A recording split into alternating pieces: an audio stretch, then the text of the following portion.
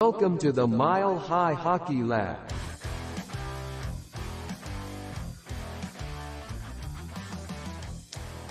Hello and welcome to the Mile High Hockey Lab. My name is Adrian Hernandez. I am here so far with a smiley Ezra Parter, and I love to see a smile on Ezra's face. Can you not hear me? You have a look on your face like you cannot hear me. Can you not hear me? Now I can. You had a smiley face, and then that smiley face turned into a not so smiley face. And I was like, we're having problems. Yeah, exactly. I could see the fabric of our world crumbling right before us. But yeah, Ezra, well, my girlfriend just moved in recently, so now we're learning to balance our schedules, and she has a vocal lesson right now while we're supposed to do the podcast. So she's in there singing, and I've got headphones on to try to and a microphone that's different to try to make sure that we're not picking each other up. Yeah. If I hear a couple of tunes in the background, that's fine by me. Sometimes we need a little bit of that entertainment. It's just gonna be like mood setting. You know what I mean? So, absolutely. Well, thank you for joining me, Ezra, and thank you all for joining us live here on the Mile High Hockey Lab, where we talk everything Colorado Avalanche. If you enjoy this, please head on over to YouTube, X, and all that fun stuff. And please like, subscribe, and share with your fellow Avalanche fans. I think we're going to have a couple more people join us, I'm hoping. But, I mean, if not, it's me and you, and I'm fine with that as well. I think we'll bro down show. It's just us broing out. We're going to have a great time. Exactly. Bro show. So let's just start right into it because, I think we all, as Avs fans, might have some frustrations to relieve on a day like this. So I'll send this one to you. The Avs played pretty hard in both losses to the Rangers and the Devils. What was your major takeaway from both of those games? Well, I think the combination, I'll say, I feel like the Avs are fine. Losing some games is going to happen. It's not a huge deal. The Devils game, specifically, the conclusion is what it's been for a long time. The Avs don't have a number 2 goalie. We'll get into that in a minute, I know, so I won't jump too far ahead of myself. But with the Rangers game, I mean, they just couldn't get enough shots to go through. They were playing well. I liked the game overall. I had no problem with it was one of the most fun games I've seen in a while.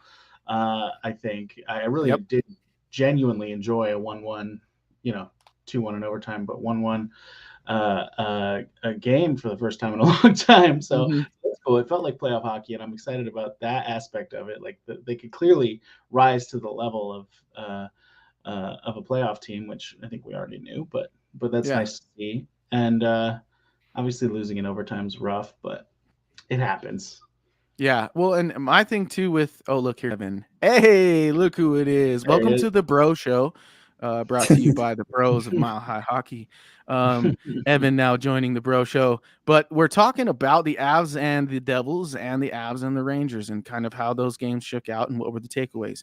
Ezra had a good point, and he mentioned that it was nice to see the 1-1 sort of game between the Avs and the Rangers. It truly felt like playoff hockey. I double down on that statement because it really had that feeling. In fact, I looked over at my wife and said, this would be a really cool Stanley Cup final for a lot of reasons, and mostly because you could tell that neither team was afraid of being physical. And this early on in the regular season, to see that come out, that they kind of, like you said, Ezra, rose to the level of their competition. And when both teams do that, that is playoff hockey, and that's kind of what we saw. I also kind of felt like the Devils game had a little bit of that feel too. In fact, if you think about the Avs in the Stanley Cup final, they were down 3-1 in Game 6 and got an early goal in the third period and then tied the game at 3. And there we were sitting at a 3-3 tie. Or sorry, what game am I thinking of? Game 1, maybe, of the Stanley Cup final? Yeah.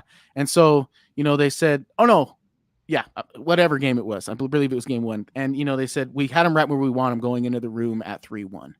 And I felt like they probably felt very similarly against the Devils going into the room after the second intermission. They probably thought to themselves, all right, well, they've been outplaying us, but I think we got them right where they want them, right where we want them. Evan, what were your thoughts on those two contests? I tripled down on the Rangers game being the playoff like atmosphere game. Madison Square Garden always seems to drum up a good event, of course. And against two really good hockey teams put up against one another too. Of course, that did not end in the Avalanche's favor. So, I think it would be a good 7-game series so long as Avs fans, think that the team can win 4 of those rather than losing in overtime as they did. But yeah, and I think the Devils game too, a little bit to an extent. I think it was a little bit different with the likes of Justus Annunen in net. Yeah. Obviously, a little bit of a different situation there. Sam Malinsky in versus Jack Johnson. As much as I hate it, Jack Johnson would probably be in over Sam Malinsky in a playoff game.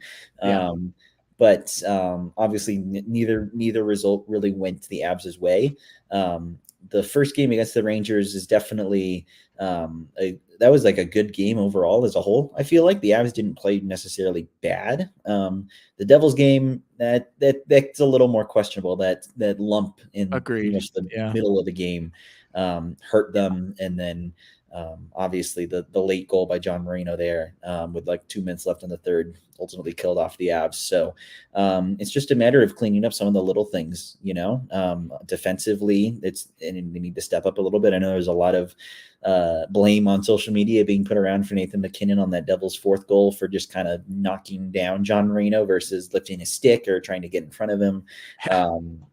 And again, just kind of defensively against the Rangers too. Even the shot by Alexis Lafreniere in overtime was a really good one at that for sure. But you're screening your own goaltender in the process. Georgiev couldn't really do much, so it's just cleaning up the little things. Really, is my biggest takeaway from those 2 games. And I think you would have liked at least 2 points out of those.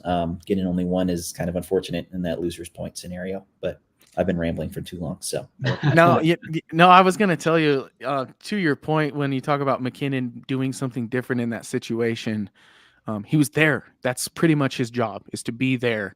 It's not Xbox. You don't have 4 options. You don't have 4 buttons to pick from, and you pick the right one and you make the right play. It's a little more complicated than that. It's high speed.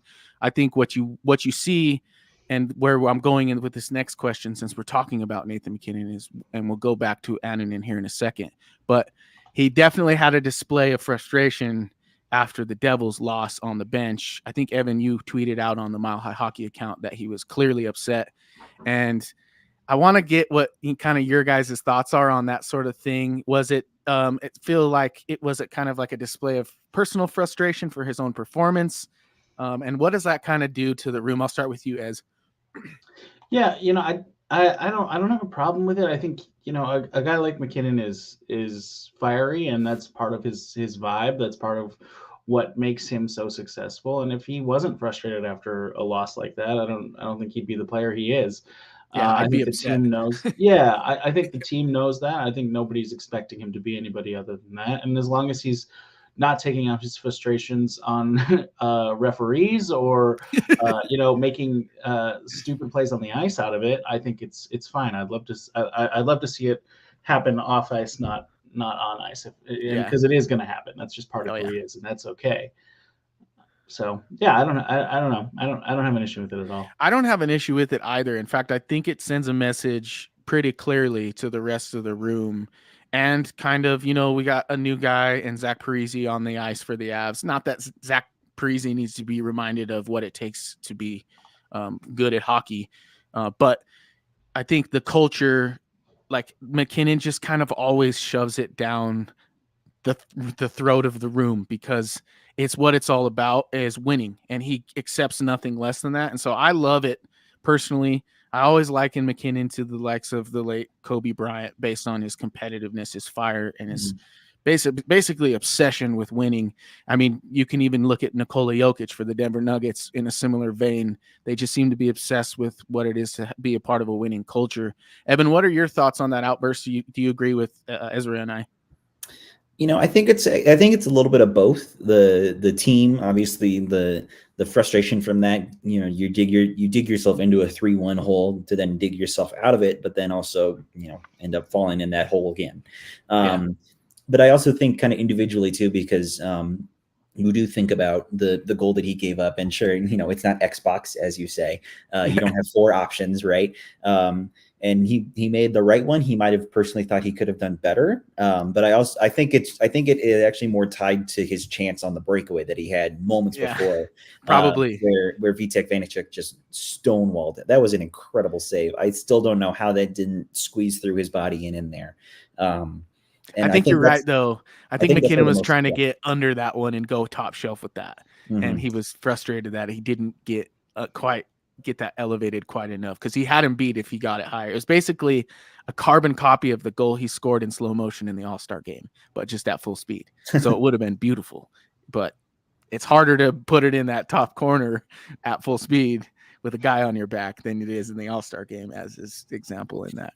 But I cut you off. I didn't mean to. Keep going. No, you're fine. Yeah, no. I mean, I think that is mostly where most of his frustration is, because he is, as you said, an all-star, a great player in the candidacy for the Hart Trophy, and when your team is down 3-1 and you're trying to lead them back, if you finish it off with that goal in particular, not only is that going to fuel himself up, but that's going to fuel up the entire team. Yep.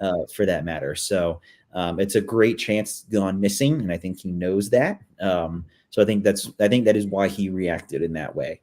I think that's where most of that frustration comes up. And as you mentioned, I mean, the locker room is going to know it for sure. They are going to know the frustration that comes from that loss in particular. So I would hope / expect a big turnaround for the rest of this road trip. It's a long one at that. And dropping the first 2 games of it is definitely not ideal if you're an Avalanche fan. So he knows that. The locker room will know that. So they are definitely going to try and turn that ship around with McKinnon's anger and frustration and, de facto leadership. Yeah. Well, it's like, to me, if a 2-game losing streak sets you off as a fan, you're pretty lucky. That means you don't lose a lot of games in succession throughout the year, and you're not used to doing so. It's like, I'm kind of cool with the Avs losing, especially to good teams that can give you real material to work on, like playing the Devils.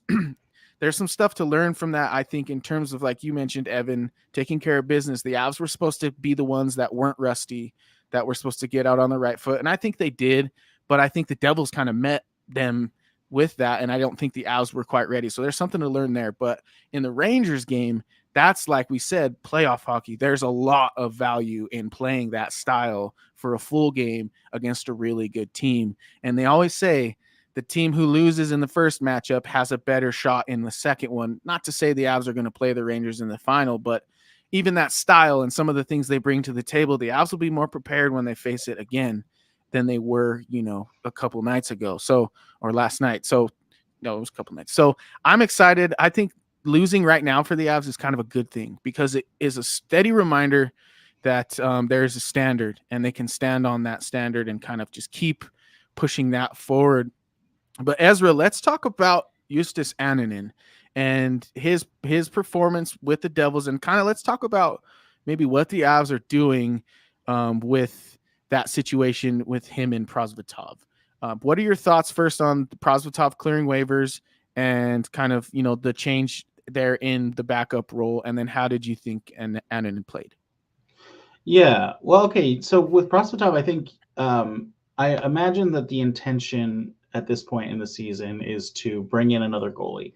So with Prosvetov on the roster, they were thinking, okay, maybe we can trade this guy. Maybe we can get some value for him. Maybe there's some interest around the league. They didn't find it. They put him through waivers, and it proved itself true. Nobody claimed him. He is a guy who still has potential and just needs to develop it. And in the NHL, at the NHL level, he wasn't ready. I think getting him some starts in the AHL is a good call. It's looking like Annunen's in the same boat, unfortunately. He hasn't gotten the chance to shine in the NHL. He hasn't really gotten, that was his 6th NHL start. It's not enough to really say who he is yet. And I think it was clear that was his 6th NHL start. Even the saves he was making, and he made some awesome saves, he looked shaky all night. He just, it's not, he did not look like a guy who was comfortable in that net at that level. And that's to be expected from a young player like that, and I think what they're doing with him now is giving him the opportunity to start some games leading up to the trade deadline and show whether he can be a trade chip or maybe settle in and actually win the job. But I don't think that's going to happen. I think ultimately this ends with Anonin on another team because he would not clear waivers like Prosvetov did. Is he waiver eligible? I think he's he's waiver exempt. Yeah. Okay. I don't think so I take that part back. Yeah, I take that part back. But I do think he gets moved because there's no other goaltender value, and swapping out a goalie makes sense if they're bringing somebody in. You're not going to have a four-headed logjam in the AHL with Prosvetov, Minor, Arvid Holm, who I guess is on the outs, and that just doesn't make sense. But as far as his actual game, I mean, he made some really nice saves. He did a lot, but he just didn't quite do enough. The 3 goals that he gave up in the first period, I don't fault him on any one of them, but it's 3 goals in one period. It doesn't matter if each individual goal is something where you're like, I see how that went in. You just need a guy who's an NHL netminder to make a save. We've been saying that about Georgiev all year. Same applies to Annan, and even though he is a younger player, you just have to make that stop. And then the last goal, obviously, that one, I didn't like that one. That one's one that there's no NHL goalie who doesn't want that one back. So yeah, and I don't want to say, because I can't say this, it's impossible for me to know. But the way that game ended, specifically how that goal went in, and then kind of McKinnon's involvement, and it being, in my opinion, a softie, like you mentioned, it was not a soft shot, but probably a save that could have been made. I think that contributed to McKinnon's frustration. He'll never say it out loud, and I can't prove it, but that's just my opinion. I think that's a fair guess. Yeah. And, maybe that sends a message to management as well. If you see your highest paid player expressing some frustration, and you might draw that same conclusion, perhaps you're right, Ezra. Maybe it's time to change the situation in that goalie room. Evan, you and I actually joined the Altitude pregame exchange on X and I asked, or you asked about Anunin. I can't remember which it was, but you asked about Anunin, and they kind of mentioned that, Eustace had been coming in on a 5-game win streak from the AHL. It looked like he was due to have a crack at it. And then simultaneously, we see Prosvetov clear waivers. So I asked them if it was more about Prosvetov struggling or more about giving Anunin his due for playing well in the A, and their answer was kind of no answer at all, which was 50-50. So what are your thoughts on that? If you have a more, I guess, specific claim towards one side or the other? I mean, you're not going to like my answer. I also think it's kind of 50-50 of getting Anunin some playtime, giving him a chance, but then also giving Prosvetov some more playing time in the AHL. Maybe trying to build up his confidence and then maybe get him back in the side. It's not. I'm not really sure exactly where they go with it. They are very limited with the options that they have, and Jared Bednar has already said it too. If Georgiev wants to play, he's going to play. So that's the other thing too, is that if you're going to give either of Anunin or Prosvetov or Arvid Holm, if he comes up, if you're going to give any of them a chance, they have to play. They can't be sitting on the bench and backing up Georgiev, who's playing, all but, 10, 15 games in the season. So I think it's more so like you have to try and, I don't know if challenge Anunin or Prosvetov is the right word, but I guess challenge them to, make those saves, right? Keep your team in the game. I will give going into the game, like with Anunin, I'll give him the benefit of the doubt on the first 2 goals. The first goal deflection, those ones are always kind of hard to read in the first place. The second goal on a 2-on-1, that's great. That's just a nice passing play between Nico Hischier and Jesper Bratt. Now, mind you, he did kind of overcommit on the first pass, which then kind of left him out to dry on the follow-up shot. That third goal, I think he would definitely want back. I mean, it went into him and then went through his body and sat in the crease for, I think it was Dawson Mercer to sweep in. And then, that like fourth goal. Yeah, exactly. And then that fourth goal, that's at that time you just need a save, right? And every goalie will want that one back. Getting beat 5-hole with 2 minutes left in the third period in a tie game is probably every goalie's. Yeah, every goalie's worst nightmare. So as to where they go from here, like who knows, man? I really don't know where they go about it from here. Jackie's not here this week, but I know that she referenced last week about how goaltender trades are hard to come by, especially with a lot of AHL and NHL caliber goalies that are just kind of there on the fence, because every team kind of has a goalie like that. So I don't know what it would take for it to be like a package deal somewhere or something. It's very hard to see where they go with it from here. And with Prosvetov clearing waivers, that definitely makes it much harder than to turn around and say, hey, does anybody want him for it's almost impossible. Round pick. Yeah, exactly. No one took him for free. So exactly. Yeah, but also, a team trading out a goaltender is going to need a goaltender body to come back. Yeah, whether true. Prosvetov is somebody they're excited about or not is different. But yeah. My thing though is like I can't take 50-50 as an answer, Evan. I won't do it because you can't tell me that Bednar has said that Georgiev's going to play every time he wants to, but then also tell me that you're giving Annunen a shot because, as you mentioned, if you're going to give him a shot, he has to start. And if we're actually addressing the second goalie thing, it's to give Alexander Georgiev a spell. But if he's not going to take it in the first place, we don't really have a problem. I mean, we do it in the instance that him not taking nights off leads to, worst case scenario, getting injured. And then we're really in a bind. So to me, I'm like, I don't really believe you. I think it's a showcase of Annunen, as much as it can be. That's why I think it's important that they do well on this road trip with him featured heading into the deadline, because I agree with Ezra. If he wasn't waiver exempt, he would get claimed. And that just tells me he has some value. He will fit in somewhere to me. And I think Jackie's mentioned a few times that the Avs are done with him. I don't think the Avs are just going to watch him, go leave this season, maybe not even be this backup goalie and then sign somewhere else, because he will. But let's move on into the preview of the kind of road trip that is to be. The Avs have the Canes, the Capitals, the Panthers, and the Lightning to end this longest road trip of the season for them. They actually, as of now, are 12-10-4 on the road. That's according to StatMe, so if it's wrong, go write them a letter. But what is the contributing factor to you, Ezra, to that kind of like shift in road success? Because the Avs have been pretty notorious for being very good on the road in years of late. Yeah, that's a great question. I mean, I think a lot of what we've seen in these road losses has been, and this is kind of a cop-out answer a little bit, but it's been shaky goaltending from Georgiev on down. It's not necessarily that the Avs are playing poorly on the road.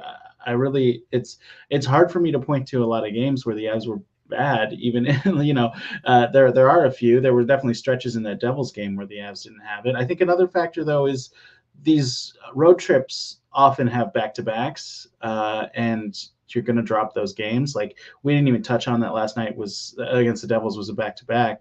And I think that wasn't really fair to the guys because that rough stretch of play, they came out stronger than the Devils, and then the Devils were like they got their legs back from their rusty time off, just as the Avs were kind of like, oh wait, we're tired, shoot, and they had a nice push at the end, obviously, but that's not what this question is about. I'll get back to the topic. I really think ultimately, like, road success versus home success, it doesn't really have that big of a bearing on what's actually happening unless you have teams that are like truly like the Arizona Coyotes, who are like, we can only win at home, and it's because the other team is super uncomfortable playing here. It's not like that with the Avs. The Avs are very good at home because they're very good. And the Avs are not winning on the road right now. Just kind of, I don't feel like there's anything specific to point to. It's just one of those things that happens sometimes with up and down goaltending.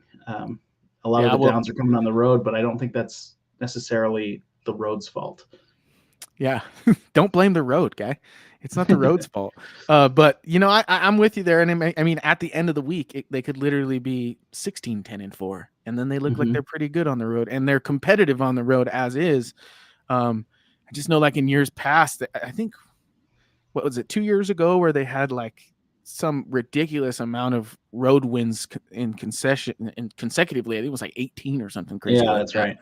right. So, I'm just kind of used to the Avs doing very well on the road. Ezra, Evan, I'll send that one's, the same question to you. Do you see anything that kind of sticks out to you that might be a contributing factor to the road, I guess, to the lack of road domination? Listen to me, geez. Yeah, I was actually going to point out that 17-18 win road streak. Yeah. And maybe that reversed karma the Avs or something. I don't know. But in all seriousness, when you look back to when they did break that record earlier this season, they then went on and lost like their last, I want to say like 5 on the road. And I know one of them was That's in right. Vegas when they got blown out 7-0. Yeah. And it's just kind of all snowballed together. And I will say, I think there's a couple of things to point to maybe, I guess, to blame, I guess I'll put quotations. I will agree that like the goaltending is definitely there, is an issue, but we've already kind of addressed that. But even outside of goaltending, I would even say like some of the personnel, right? When you look at the bottom 6 in particular that the Avs were running with at one point. December, January, there was a good stretch where the Avs were injured. Miles Wood was out. Bowen Byram was gone. Gerard was still gone in getting help. So there have been some missing players in there. So I think that is also part of it. And again, like I even look at like Tomas Tatar, he didn't do much, and then when he was traded away, then the Avs were kind of forced to play McDermott for 3 minutes a night, and that of course didn't really help their case at all. So I think it's a mix of the goaltending and the personnel, available to them, and just not being able to pull it out, on the road. I think those are kind of the most to blame, and if you really want to blame the hockey gods for that reverse karma for winning like 18 straight on the road. Yeah. So that made me think of, the road on the road, the other team gets to dictate the matchups, and when you have a depleted lineup, that has a bigger impact. That's so a I good wonder point. if that's a factor. Because of the way the boards or the benches work in periods. Yeah, the home team gets last change. Yeah. So if the home team can manage to get their top guys out against Curtis McDermott, that's a big difference than getting their top guys out against a fourth line that has. So the matchups change significantly.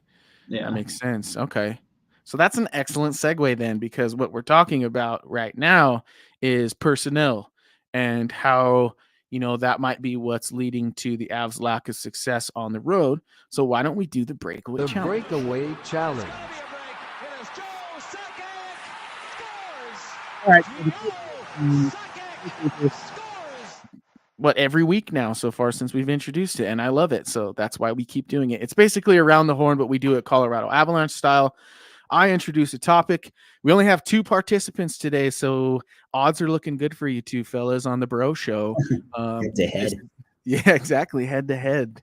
True shootout. So here's how we do it. I give you a topic. You have a minute to state your case, and I give you points for each claim that I agree with. This is not a democracy. We are here to see what Ado thinks, I guess. But nonetheless, let's get this started. My topic of discussion today for you two gentlemen is, does adding Zach Parise and the prospect of adding Kovalenko from the KHL and Captain Gabriel Landeskog and or Valeri Nichushkin back to the lineup, do those factors offer you enough confidence to stand pat at the trade deadline? And my definition of standing pat will be basically making no moves for anyone inside the top 6 or addressing the goaltender situation. So I will start with Evan as the managing editor. You will have the honors. Are you ready? All right, let's do it. All right, and go. Well, I have liked Zach Parise's game so far. I'm going to say no. And that's just because the other 3 are kind of question marks. Nikolai Kovalenko has struggled with injury all year in the KHL. There's still kind of question marks around him and how he will do. We still don't even know if he's going to be, in that second line, third line, where exactly he will fit in with the team either. So it's going to take some time for him to build chemistry up with whoever he's with. Gabriel Landeskog, of course, there's a lot of questions still kind of around him and where he's at. He's been skating individually here from time to time, but it's it is a question of whether he will return this season. And of course, the same goes for Valeri Nichushkin in the player assistance program. Really like that he's getting the help that he needs, but that is a very, very big loss for the Avs. I wish I had the stat in front of me, but the Avs are a lot worse with Nichushkin out than they are in. So if they can find a way to bring in another middle six forward, whether it's on the wing or the center, and maybe dump Rijo along the way, that would help their case. Very nice. Very nice. I got you down for 5 because I was going to talk about the goaltending too, and then you said no goaltending. So yeah. Well, I wanted to take it off the table because I feel like that's just a whole another can of worms. And it really comes down to if the Avs are serious about letting Alexander Gorgiev play like he's in the 90s. But I digress. Ezra, let's get you going on this here breakaway challenge. I posed to you the same exact question. Evan, I got you down for 5 points. So, Ezra, you got to make 6 claims that I agree with in favor of your opinion. Does adding Zach Parise and the prospect of adding Kovalenko, Landeskog, and or Nichushkin offer you enough confidence to stand pat at the trade deadline and go? Absolutely not. I mean, those 4 players you just named, not a single one of them plays center. So absolutely not. The only reason that you could possibly think that these ads are enough to make the Avs stand pat and not try to work the center market is if somehow the combination of Zach Parise and Nikolai Kovalenko or Valeri Nichushkin turn Ryan Johansson into a point-a-game player, which is not going to happen. It's not going to happen. I mean, he has already looked much better with Lehkonen on the wing. I really like that factor, but there's no way that Ryan Johansson is a guy you can have confidence in. The fact that the second line is performing so well is excellent. I love Wood, Colton, and O'Connor. I think they're magic and they should stick together. But to count on them as a second line is to set yourself up for a really tough time scoring, which we just saw in the New York game. We got 1 goal out of McKinnon, but we got no goals out of the rest of the team. That's a team that needs some additional goal support, and that's what you get when you bring in a center who can play. Ryan Johansson is not that guy. I'm sorry, Rijo. You just don't fit the system. Oh, man, that was good. So here's what happened. You should have got 3 points like right away. You rapid fire. And Ado dropped his marker. It just hit I saw that. So I'm over here trying to grab the marker with my foot, but I had to catch you up, but I didn't just want to start smashing the button because then it sounds like I'm just cheating for you. But you had some excellent points, specifically what you said about Johansson and it just doesn't seem like it worked. The experiment didn't work. It's not what's happening with Jonathan Drouin. It seems like Jonathan Drouin is doing what at least more than what was expected of him, and that is all you could really ask. Ryan Johansson is doing less than what I expected of him, and that just can't be. And so I'm with you there. And I also agree with what you had to say about the second line. And just so you know, Ezra, you did win with 6 points. So congratulations, as you are the Breakaway Challenge champion, which means you get to introduce the next topic. So be thinking about that while I spiel. But basically, by the way, very good. He was flying right out the gates, and I was like, oh, he's ready for this one. But yeah, when you talked about the second line, and basically how the third line, the real third line, is playing as a second line, and how that will lend to a lack of scoring, is such a great point.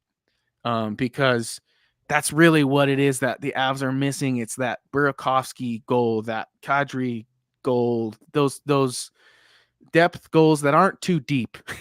And really, when you're getting a goal from Ross Colton and you're getting a goal from Logan O'Connor and Miles Wood, you're really getting a goal from the third line. And that's deeper than the production.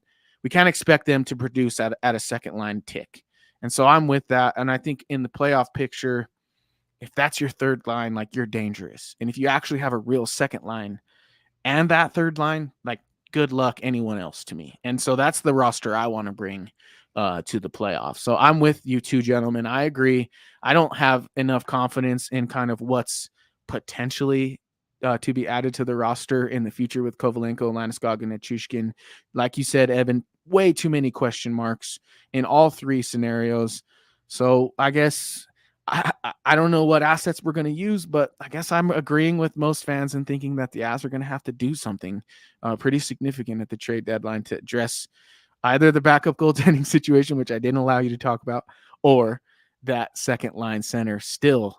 But Ezra, I'll let you follow up, or Evan, if you have a follow-up to that. And then Ezra, if you want to introduce your topic, the floor is yours.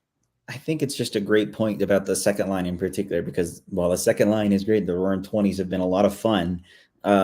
It's the Roaring 20s is not really the best second line out there, you know? I agree with the fact that was a really good point. I think that was the difference in the shootout. So, you know, my deke was denied by his snagging of the glove or something, I guess you could say. Yeah. No, I think it's just a matter of what are the Avs going to do with what little they have, you know?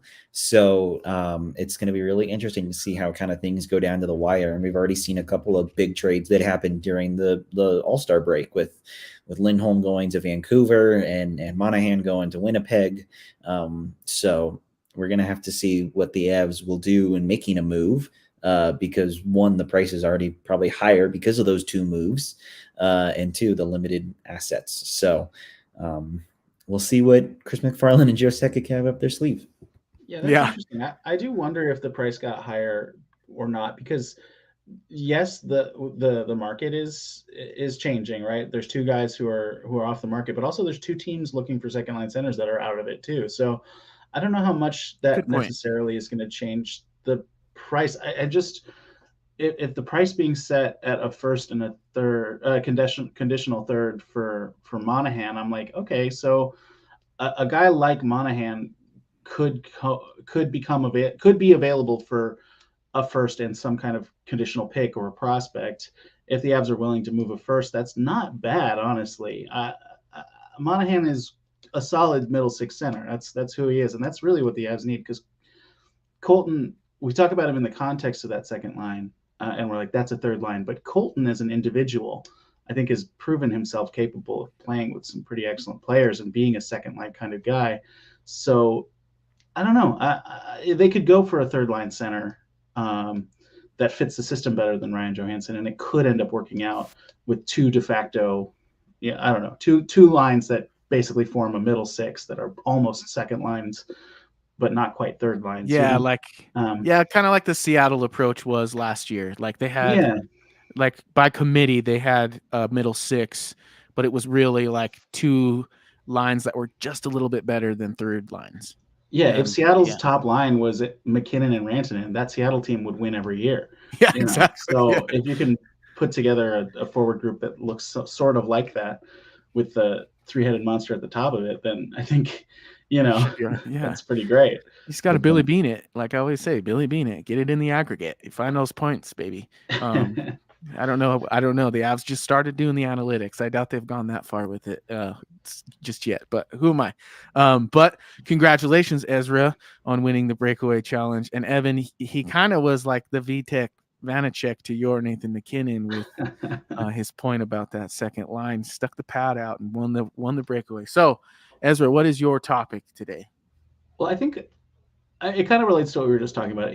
I want to hear what you guys think about our prospect pool, and if there's anybody who you're like, you know what, even for like the right second line center, I don't think we should move this guy. And I don't want to count Bowen Byram in that. I think it's pretty clear that Bowen Byram is a part of the NHL roster, but anybody who's a fringe player like a Malinsky or on down, is there anybody who you're like, hard stop on that one? Guyayev, Callum Ritchie, anybody coming to mind for you guys? I mean, the only one that I can think of is Olausen, just because I think we haven't really seen much like what he could be, and I think he's further along in the process than like say a Callum Ritchie. So it'd be nice to kind of see it through. Whereas like everybody else that you mentioned, I'm like, if you're willing to give up the first, I'm willing to give up any of these guys. Even Callum Ritchie, I know he's tearing it up in the O, right? Yeah. And like doing very, very well, getting on the score sheet quite often. So I know 2 points a game. So he's great. He's attractive. He might be as close to maybe the full stop, but the other part of me says like he probably has as much value as he'll have as a prospect right now. And so you might be able to move him and kind of get more value for him. Then who knows how it'll shake out. He might be great and you might regret it, but he might not, and you might feel like you got away with one there. So that's just my thought off the top of the head. If you're willing to give up the first, There's only a couple of guys in the prospect pool that I think you don't touch in that regard. That's a good point about Callum Ritchie, about maybe selling while he's high, because I personally, I think, would have him right now as off limits. I don't think I would. And I know Jackie mentioned it. I don't remember if it was last week or a couple of weeks ago, how he could be the future middle six center for the Avalanche, but he obviously needs to get signed first and see where he goes. In the OHL, people forget that he was a top 10 draft pick before his shoulder injury came about, and then obviously fell to the Avalanche. So it's a pretty good pickup for the Avs for sure. And people will know that and maybe try and use him as trade bait. But I'm not so sure. When I look at who isn't off the table though, and who I would, be looking at trading, I'd be looking on that back line, because there's a lot of defenders and not enough spaces. And so I think, unfortunately, that kicks Sean Behrens to the curb down at DU. He has, I guess, kind of stalled a little bit, and hasn't made his way up to the AHL yet with the Eagles. I don't even know if he's signed yet. I'd have to go look into that. But no, he might sign at the end of the college season this year. Okay, That's the talk. Yeah, so we'll see. But I think he's one that I would for sure look at moving. He's definitely capable. World Junior gold medal winner.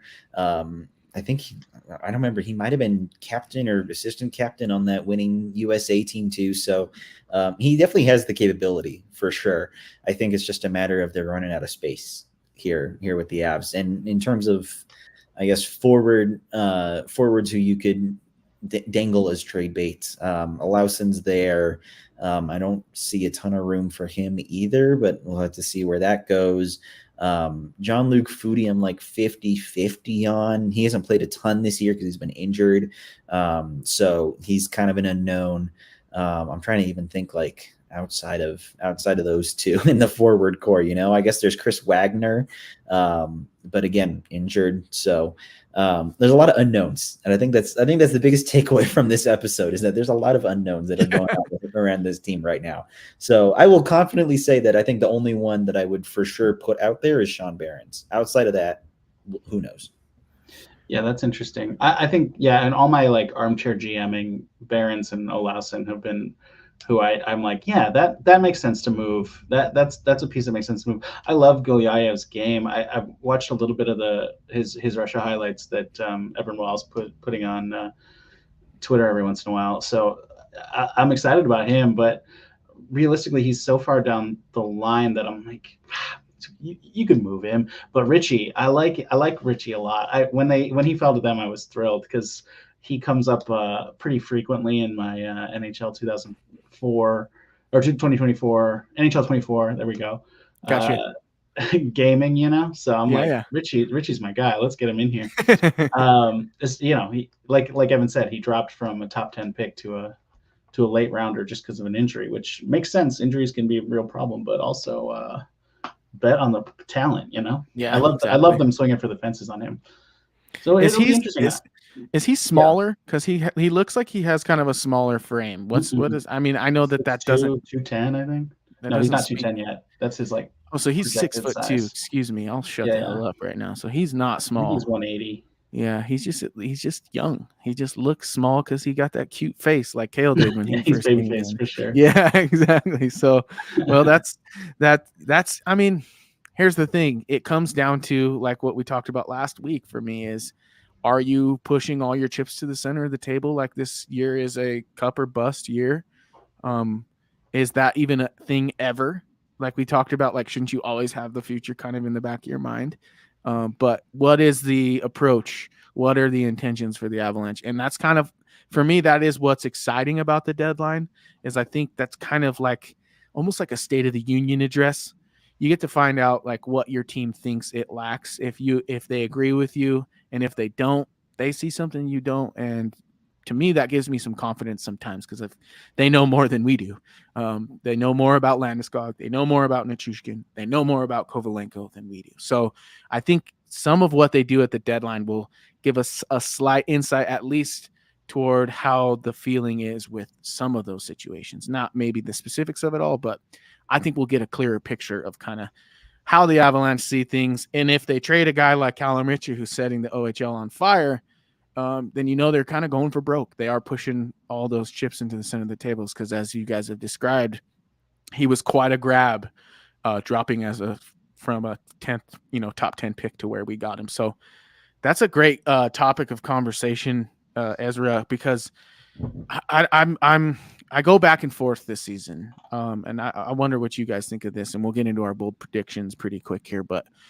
what are your thoughts on that? I know we talk about it a lot, but is it something, I guess, what sort of move would tell you that they're putting all their chips into the center of the table? Is it trading someone like Callum Ritchie, or is it using a first to trade? I would say, or something else. Or something else. Yeah. First thing that came to mind for me, honestly, was trading Byram. I feel like if they trade Byram, that would be an all-in move because he's a big trade piece, I would say. Now, I hope they don't do that, quite frankly. So I think that would definitely signal it.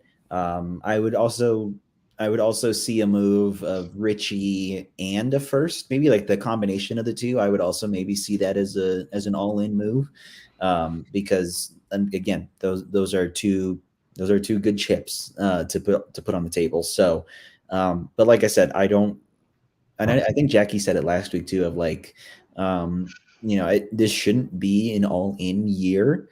I think there's too many question marks surrounding the team, with goaltending, with the 2C, of course, that good old debate topic that sounds like was never going to go away with Avs. Perpetual topic. Yep. Question marks around Landeskog and Nichushkin and all that. It feels similar-ish to last year, but not as worse, I guess. Yeah. There's more, I guess, optimism currently because we haven't been the great reveal hasn't happened. So we might have a lot less optimism when the playoffs roll around and they're like, hey, guess what? Gabe's not coming back. Nichushkin's not coming back. And by the way, Kovalenko just doesn't work in the NHL. And then all of a sudden we're going to be sitting here going, damn, I wish they did something at the deadline. So it's risky business. That's what the title of the episode should have been. We should have been we're doing the bro show. We should have been wearing matching white button-ups with the glasses. We should have slid in on our socks. God, we should have called it risky business. Well, notes. I'm just over here taking down notes. Time. We're getting better at this day by day. Thank you, everyone, for joining us. This is the Mile High Hockey Lab, where Adrian just consistently, opens his mouth and removes all doubt as to whether or not he's a fool. But speaking of that, let's get into our bold predictions. It's a bold strategy, Cotton. Let's see if it pays off for him. I call that bold talk. Last week, we kind of had a weird one because of the All-Star game, but we still got some stuff out there. Mine was that McKinnon was going to score like 10. Actually, initially said he's going to score like 15 goals. Well, that did not happen. I think he had 1 or 2, maybe. I don't know. So just short story. That was wrong. Adrian was bold and he was wrong. Evan, they only got 2 because my bold prediction ended up being wrong. Yeah. And you know what? I call BS on the Metro for sandbagging. If you ask me, let's wait till the last minute and pull our goalie in a 3v3 and score 2 goals in under a minute. But you had the Central Division winning the whole All-Star contest. That did not happen. Ezra, you said Nate and Kale would both tank in the skills competition. Honestly, I think they tried. They tried. Kale looks really good. Yeah, he was. Dude, I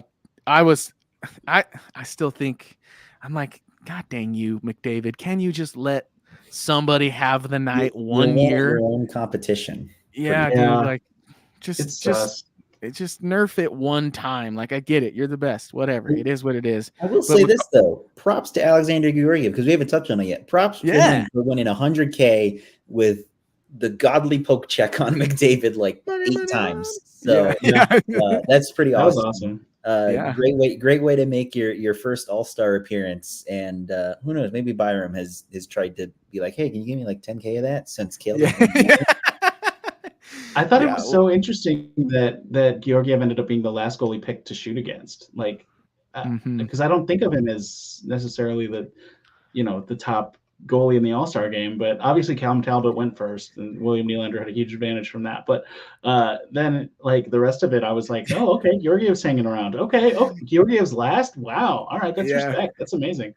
Well, he's like, I picked Talbot, and he was like, why? I think it was Weeksy. He's like, why? And he's like, because he's standing right in front of me. I'm like, my ass. Yeah, right.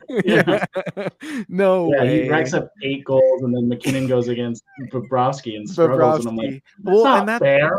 And he was kind of voluntold to do that anyway, too. Yeah, exactly.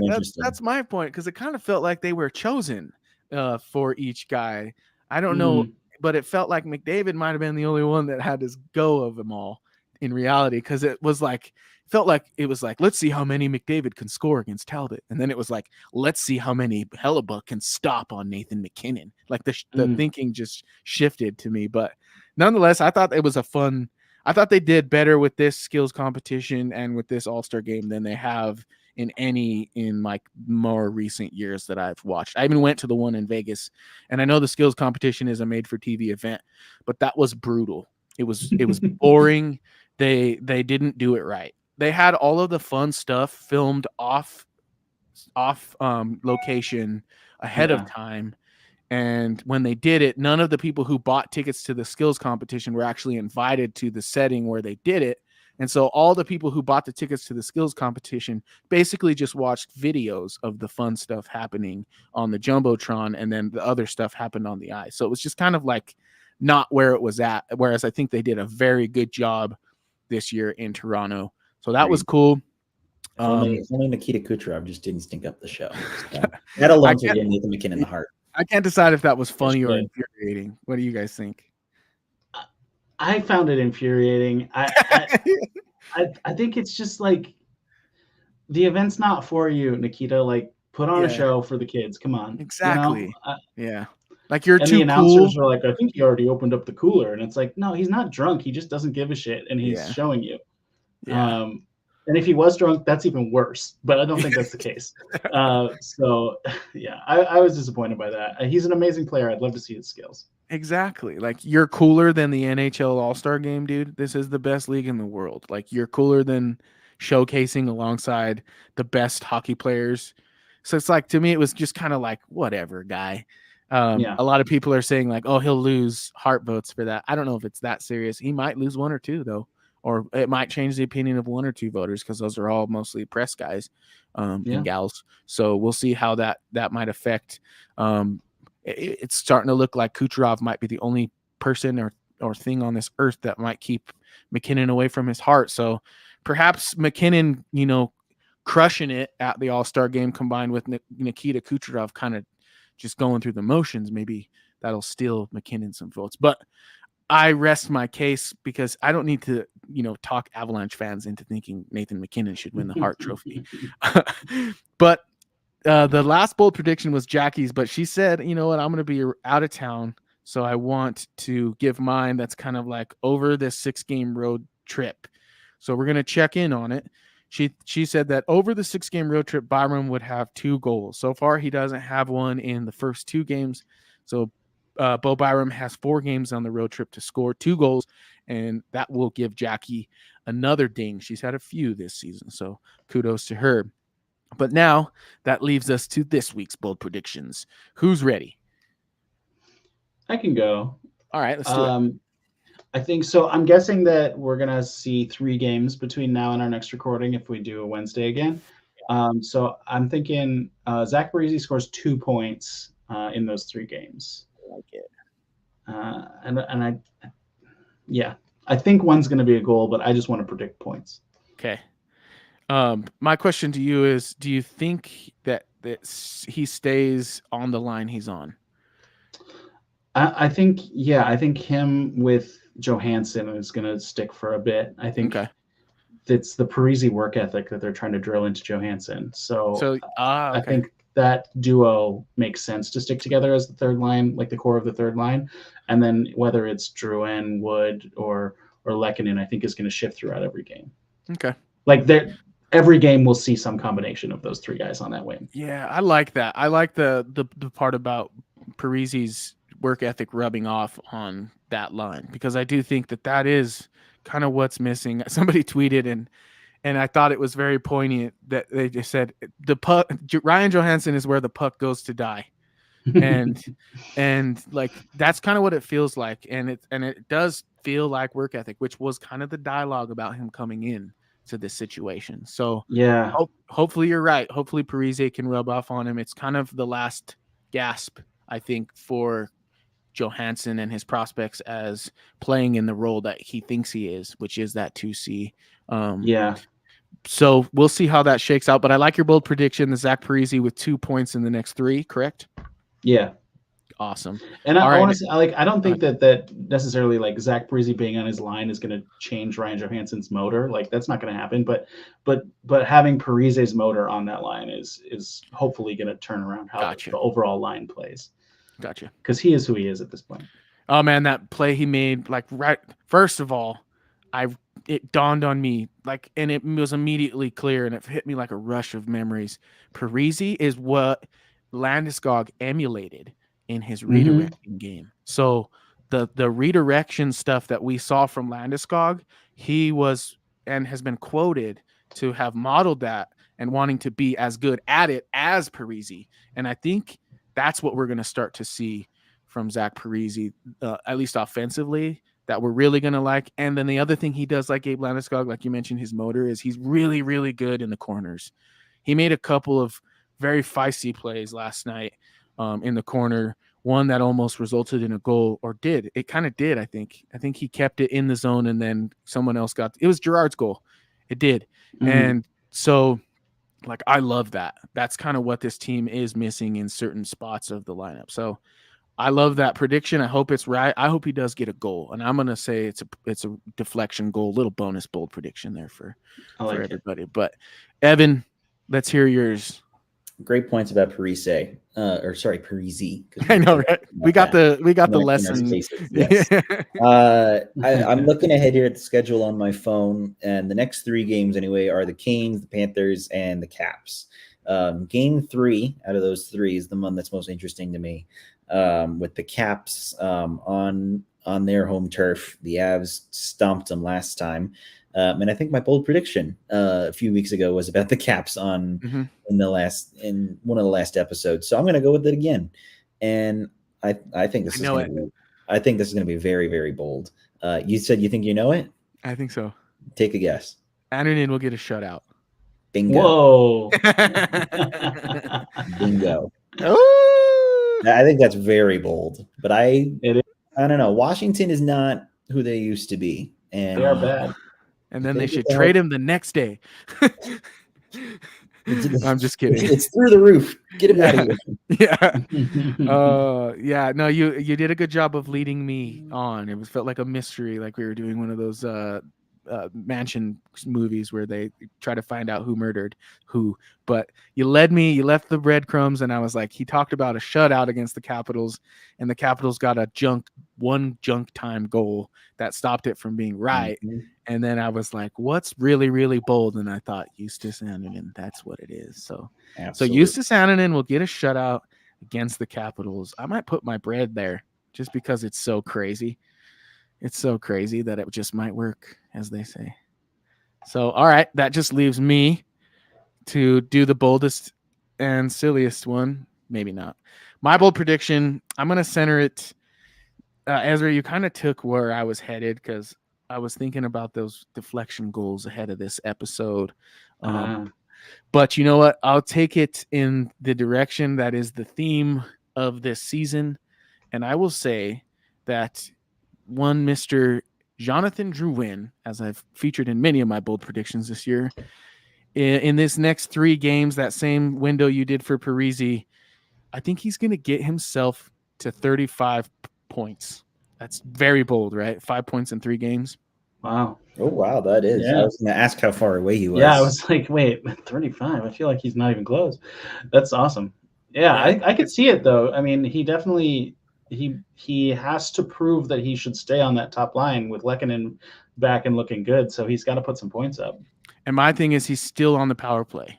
So True. and the Avs power play has been ticking pretty well. I think he had 2 points last night. So I mean, if I'd have started this bold prediction yesterday, I'd be almost halfway there. So I'm liking it. And then he had 3 straight games with points heading into the break. So I don't think it's that bold. It is. It's 5 points in 3 games, but that's my bold prediction. Jonathan Drouin. It's bold, but it's plausible. Yeah. But on the Drouin topic, I mean, I think I saw some people on Twitter like complaining about his game and saying, "Oh, Lehkonen replaced him on the top line in the Devils game." And you look at the stats; the man played 20 minutes and put up 2 points. I think he's fine. Mm-hmm. Yeah, I would say so. 20 minutes on 24 shifts. I don't know if he got replaced. If he's playing 20 minutes. They maybe moved him around to try to get other guys going, but I don't think Yeah. he was being demoted for his play. Well, and tell me this. So Drouin in his career, the most points he's had in a single season is 53 points. And it was for the Tampa Bay Lightning in 2016-17. And then he did a repeat performance for the Canadians in 18 and 19 with that same 53-point total. He sits at 30 right now. And what is it? Give or take like 30 games left. So he's clipping just above a half a point, like we talked about a little bit earlier on in the year. Do you think he can get to his career high at 53 points? Well, it sounds like every 4 years he puts up 53 points, so I think he's due. 53. Great point. Yeah, that's awesome. Well, it's actually if you look at it too, the way it breaks down with how many games he plays, it's almost like every 82 games he has 53 points, because the year he had 53 for Montreal, he played 81 games, and the year he had 53 for the Lightning, he had 73 games. Oh, my math is way off. That was 2 years apart. I take it all back. Well, now it's every. You said 13, 14. Well, that's why I switched it to every 82 games, because the year after that he only played 27 and had 14. Year after that he played 44 and had 20, so that's 34 in about 71 games, and then he had 23 and 34 the following season. So he pretty much clips at like 50 some points every 82 games. So I think he can do it. It stays healthy. He stays on that power play unit. He stays a part of the top 6. There's really, no ceiling, I think, in terms of his passing that 53-point threshold. What do you think, Evan? You're what's the word I'm looking for? You're persuading me. I was going to say, maybe 40, 45, but you're convincing me. I can see it happening. Math, baby. Math. You got to love it. Well, thank you two gentlemen for joining me today on the Mile High Hockey Lab. It's been a fun one, as we dubbed it this time. It's the Bro Show. Should have titled it Risky Business. But we had a lot of fun talking Colorado Avalanche. If you enjoyed this program, please head on over to the website where we do previews and recaps and opinion pieces and all that stuff, milehighhockey.com. You can also head on over to Puck Yeti. We do some stuff over there. That's a fun site. And you know what? I never do this, but I want to do this starting now and going forward. Ezra, what do you got going for you? If you want to give yourself a shameless plug right now, you got anything going? Oh, sure. Well, you can follow me on Instagram. I'm at Ezra Partier. I'm sober. It's a stupid name. But it is my handle, because my real name was taken. But I do a bunch of comedy stuff in LA. So if you follow me, you'll see plugs for that. My show, The Daily Misinformer, is at Daily Misinformer on all the things. It's a bunch of political stuff, not sports stuff, and improv and sketch all around the city. So, you know what? I've seen your Instagram, and it is funny. That's why I mention all the time that you're professionally funny, because it's true. Well, thank you. Yes. I'm a follower, and I'm happy to be. Evan, what about you? What you got going on for you these days, my friend? I just would always plug Puck Yeti. There's always that. I'm trying to build that site up, so that's good. I think really the only other thing that I'll plug, and my friends that I work with at the Daily Downforce will like it, because I do social media and do some writing for them covering NASCAR. As you know, I am a freak for Need for Speed. So the NASCAR season's getting started. So Nice. go check out dailydownforce.com, at Daily Downforce on all social media platforms, I guess. Heck yeah. That's awesome.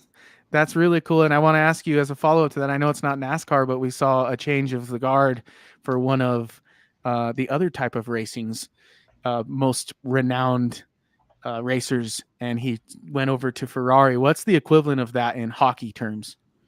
Ooh, that's a good question. What would that be in hockey terms? What's the guy's name? Why am I blanking? He's like Lewis world Hamilton. famous. Yeah, Hamilton. So he Oh, went to man. Ferrari, and what would that be? Would that be like Pasternak playing for the Canadians? Is it like I guess. McDavid leaving the Oilers for the Flames? Yeah. I was gonna say one of those two, maybe. Yeah, that's as good as Yeah. it gets. Yeah. Well, there you go. Well, right on, you two. I'm glad we're gonna keep doing that. So keep up the good work elsewhere. And my shameless you? plug. My Yeah. shameless plug is go check out Just a Feeling. It's a band that I'm in. We make some pop punk music, some alternative rock tunes. So if you like to listen to stuff like that, we're on Spotify, iTunes, all that jazz. Go check us out. We released a couple songs not too long ago in 2023, and we got some stuff coming up in 2024 that should be pretty fun. So signing off from the Mile High Hockey Lab, it's three busy bros that do lots of stuff, but also love the Colorado Avalanche and love to talk with it about you. Talk with it about you. Talk about it with you. Listen to me. So we hope you folks have a wonderful evening. Go Avalanche. Thank you for tuning into the Mile High Hockey Lab.